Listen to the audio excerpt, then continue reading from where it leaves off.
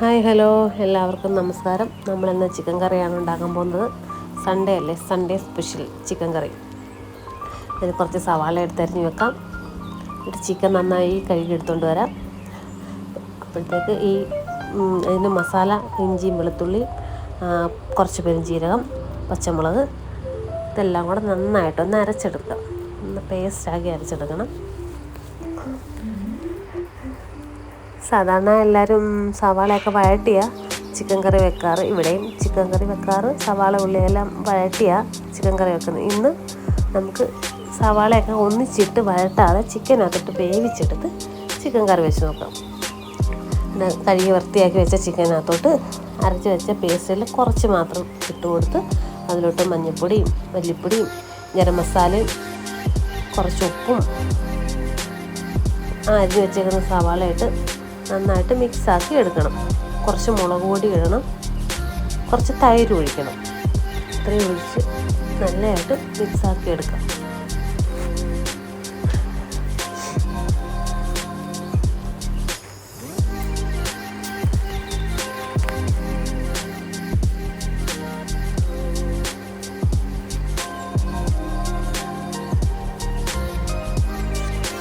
ഇതൊന്ന് വേവിച്ചെടുക്കാമേ. അപ്പോഴത്തേക്ക് അത് വെന്ത് വരട്ടെ. അപ്പോഴത്തേക്ക് നമുക്ക് ചട്ടി വെച്ച്, ഇന്ന് മൺചട്ടിക്കകത്താണ് ഉണ്ടാക്കുന്നത്. ചട്ടി വെച്ച് അതിനകത്ത് കുറച്ച് എണ്ണ ഒഴിച്ച് കടുകിട്ട് പൊട്ടിച്ചെടുക്കാം. ഈ ചട്ടിയിലൊക്കെ ഉണ്ടാക്കുമ്പോൾ പ്രത്യേക ഒരു ടേസ്റ്റാണ്. ചിക്കൻ കറി തന്നെയല്ല, എന്ത് വേണേലും ചട്ടിയിൽ ഉണ്ടാക്കുമ്പോൾ പ്രത്യേക ഒരു ടേസ്റ്റാണ്.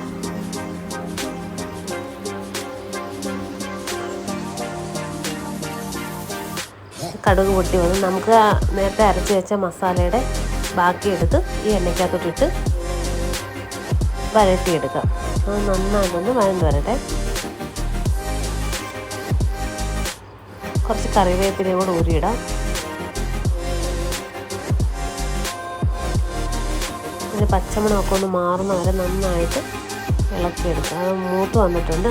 അതിലേക്ക് ബാക്കി മസാലപ്പൊടിയും കൂടെ ചേർത്ത് കൊടുക്കാം. മല്ലിപ്പൊടി, മുളക് പൊടി,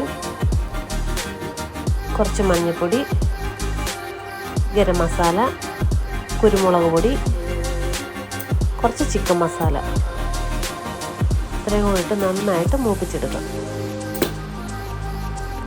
മസാലയൊക്കെ നന്നായിട്ടൊന്ന് മൂത്ത് വരട്ടെ.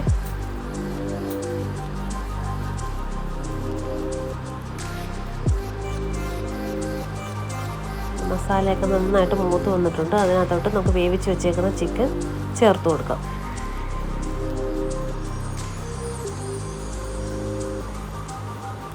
ചിക്കൻ മുഴുവനായിട്ട് ഇട്ടിട്ടുണ്ട്. നമുക്കൊന്ന് മിക്സാക്കി എടുക്കാം. ചിക്കൻ റോസ്റ്റ് പോലാണെങ്കിൽ ഇത് ഇത്രയും മതി, വെള്ളമൊന്നും ചേർക്കണ്ട. ഇവിടെ ഇച്ചിരി ഗ്രേവി വേണ്ടതുകൊണ്ട് കുറച്ച് വെള്ളം കൂടെ ഞാൻ ചേർത്ത് കൊടുക്കുന്നുണ്ട്.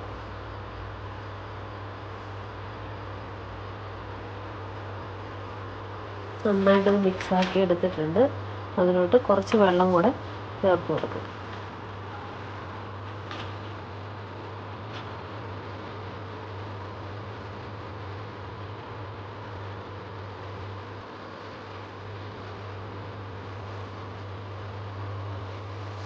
നമുക്കത് മൂടി വെക്കാം. തിളച്ച് വരട്ടെ. നന്നായിട്ട് തിളച്ച് വന്നിട്ടുണ്ട്. കണ്ടോ, കണ്ടാൽ തന്നെ അറിയാം നല്ല ടേസ്റ്റ് ആയിരിക്കും. തിളയ്ക്കുന്ന തിള കണ്ടോ. കുറച്ച് ചുവന്നുള്ളി കറിവേപ്പിലയും കൂടെ മൂപ്പിച്ച് ഈ ചിക്കൻ കറിക്കകത്തോട്ട് ഇട്ട് കൊടുക്കാം. നല്ല ടേസ്റ്റാണ്. ചുവന്നുള്ളി നല്ല ടേസ്റ്റാണ്. നന്നായിട്ട് ഇളക്കിയെടുക്കാം. ഇന്നിവിടെ കപ്പ ഉണ്ടായിരുന്നു. കപ്പയും ചിക്കനും ഇന്നത്തെ സ്പെഷ്യൽ. അപ്പോൾ എല്ലാവർക്കും വീഡിയോ ഇഷ്ടമായെന്ന് വിചാരിക്കുന്നു. സപ്പോർട്ട് ചെയ്യണം. ഓക്കേ.